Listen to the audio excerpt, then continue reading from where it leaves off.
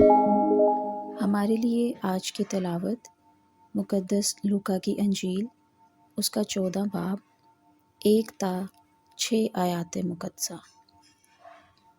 اور ایسا ہوا کہ وہ سبت کو فریسیوں کے سرداروں میں سے کسی کے گھر روٹی کھانے گیا، اور وہ اس کی گھات میں رہے، اور دیکھو اس کے سامنے ایک مستقی شخص تھا، اور یسوع نے مخاطب ہو کر علماء شرع اور فریسیوں سے یوں کہہ کر پوچھا کہ سبت کو شفا بخشنا روا ہے یا نہیں؟ وہ چپ رہ گئے۔ تب اس نے اسے چھو کر شفا دی اور رخصت کیا۔ پھر ان سے کہا کہ تم میں ایسا کون ہے کہ اگر اس کا گدھا یا بیل کنویں میں گرے تو فوراً سبت کے دن اسے نہ نکالے؟ وہ ان باتوں کا جواب نہ دے سکے۔ پاک کلام کے پڑھے اور سنے جانے پر خداوند کی برکت ہو۔ خدا کا شکر۔ باپ اور بیٹے اور روح القدس کے نام میں آمین۔ مسیح خداوند کے عظیم اور بابرکت نام میں آپ سب کو سلام۔ عزیز بھائی اور بہنوں، نومبر کا مہینہ مقدسین کے نام منسوب کیا گیا ہے۔ 1 نومبر کو تمام مقدسین کو ایک ہی وقت میں یاد کیا گیا، اور 2 نومبر کو تمام مرحومین کا یادگار بڑے جوش اور خروش کے ساتھ خوبصورت اور ایمان پرور انداز میں منایا گیا۔ آج ہم پورس کا مقدس مارٹن راہب کو یاد کرتے ہیں۔ آپ 9 دسمبر کو لاطینی امریکہ کے ملک پیرو کے مقام لیما میں پیدا ہوئے۔ بچپن کی زندگی خاصی غربت میں گزاری، اس لیے آپ کو غریبوں کی مدد کرنے سے راحت اور فرحت حاصل ہوتی تھی۔ آپ کے دل میں راہبانہ زندگی اختیار کرنے کا جذبہ پیدا ہوا، جبکہ والد اس بات کا سخت مخالف تھا۔ پھر بھی 11 برس کی عمر میں ڈومینیکن جماعت میں داخل ہوئے، جہاں آپ کو گھریلو کام کاج کے لیے رکھ لیا گیا، اور ساتھ ساتھ جماعت کے اصولوں کے مطابق آپ کو بھیک مانگنے کے لیے مقرر کر دیا گیا، اور آپ کو اجازت تھی کہ آپ اس سے غریبوں کی مدد کر سکتے ہیں۔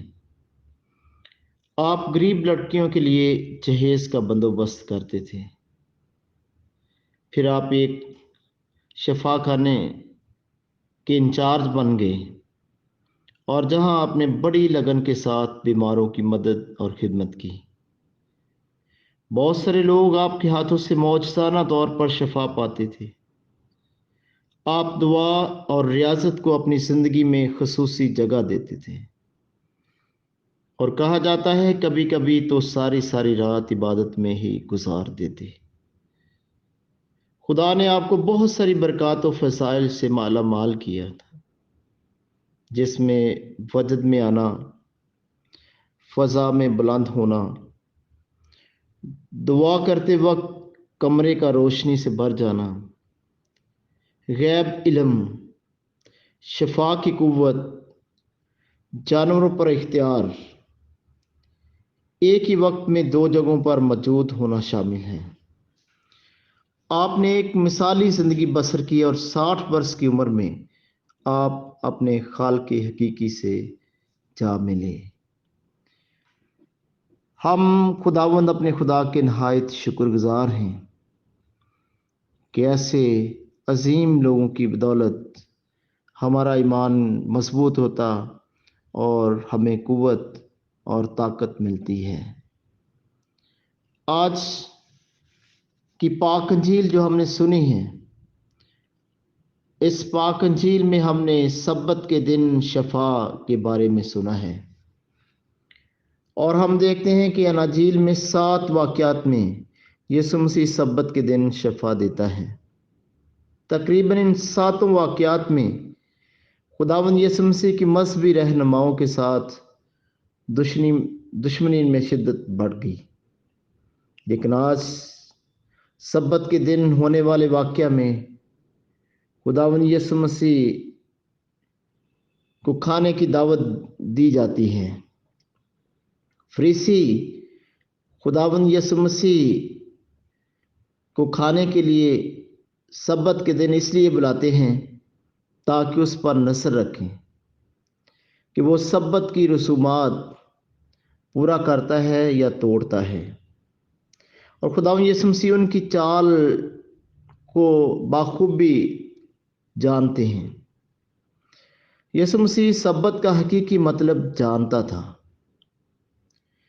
कि खुदा की इबादत और उसकी बनाई हुई मखलूक़ात की खिदमत, सब्बत के दिन नेकी, भलाई और हमदर्दी के काम में रुकावट डालना खुदा की मोहब्बत और हमसाए की मोहब्बत के हुक्म के मुनाफी है। आज भी हम देखते हैं कि बहुत सारे ऐसे लोग हैं जो मुक़द्दस रसूमात के बारे में मुख्तलिफ राय पेश करते हैं, मनफी सोच रखते हैं। आइए मेरे अज़ीज़ों, हम खुदावंद से दुआ मांगें कि खुदावंद हमारी सोच को बदले। खुदावंद हम सबको हिकमत, फ़हम और दनाई अता करे ताकि हम हमेशा और हर वक्त नेकी और भलाई के कामों में मशगूल रहें और हमारी ज़िंदगी से खुदावंद के नाम को बहुत सा जलाल मिले। हम ये मांगते हैं मसीह खुदावंद के वसीले से, आमीन। बाप और बेटे और रूहुल कुद्दस के नाम में, आमीन।